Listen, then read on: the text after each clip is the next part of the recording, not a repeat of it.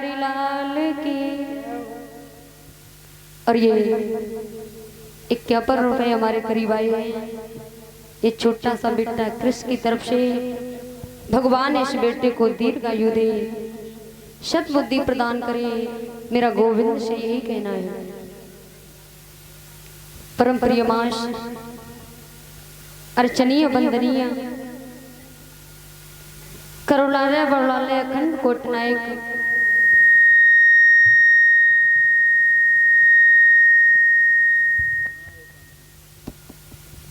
जगदीश सत्ताधार सदगुरुदेव भगवान के चरणों में नमन करती हूँ।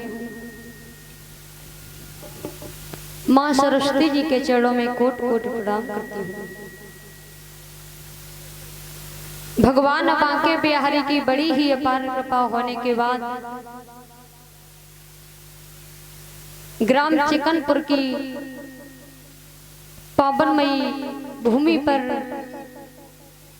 ये श्रीमद् भागवत कथा का आयोजन चल रहा है। जिस कथा को चलते चलते प्यारे बंधुओं आज पंचम यानी 5 दिन होने जा रहे हैं। भगवान की बड़ी ही हम भक्तों के ऊपर कृपा है जो ये ज्ञान रूपी गंगा आप लोगों के गांव में आप लोगों के बीच में बह रही है। क्योंकि गंगा स्नान करने को यहाँ से फरुखाबाद जाते हैं, लेकिन आज वही ज्ञान रूपी गंगा आपके गांव में बह रही है।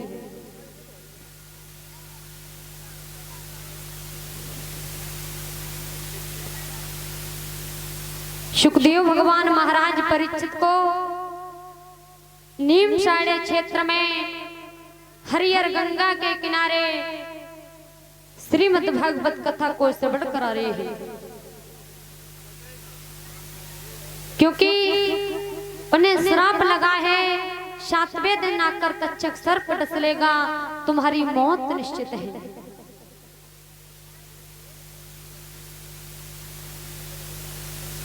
महाराज सुखदेव भगवान कथाओं को सुना रहे हैं, साथ साथ में पूछते भी जा रहे हैं कि राजन तुम्हारा मन जो है क्या वो अभी भी इतना विचलित हो रहा है जो इस घर परिवार में इस संसार में क्या फिर से भटक जा रहा है।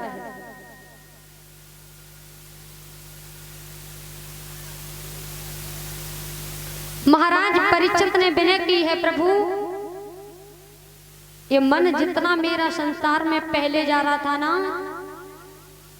अब उतना मन नहीं जा रहा है। क्योंकि भगवान की जहाँ कथा होती है, भगवान के जहाँ कीर्तन होते हैं, वहां पर भगवान वास करते हैं। प्यारे भक्तों, सुखदेव भगवान समझाते हैं राजन परीक्षित अनन्य कथाओं को श्रवण करते आ रहे हो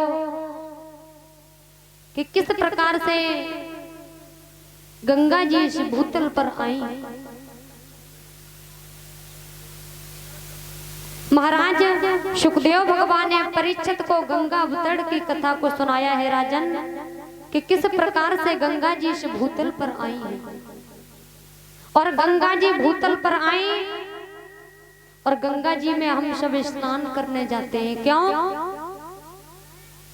कि गंगा में स्नान करने से अपने पापों को क्षार करते हैं, मेरे पाप नष्ट होते हैं। और गंगा को हम और आप क्या मानते हो? माँ। माँ मानते हो ना परीक्षित जी? लेकिन भैया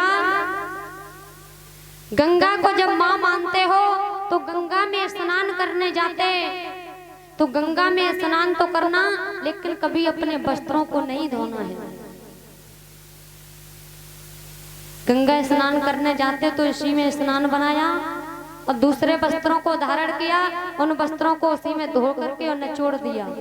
ये बिल्कुल गलत है। क्योंकि जिसे मैंने माँ माना है, माँ, उस माँ के ऊपर हम अपने गंदे वस्त्रों को निचोड़ सकते क्या?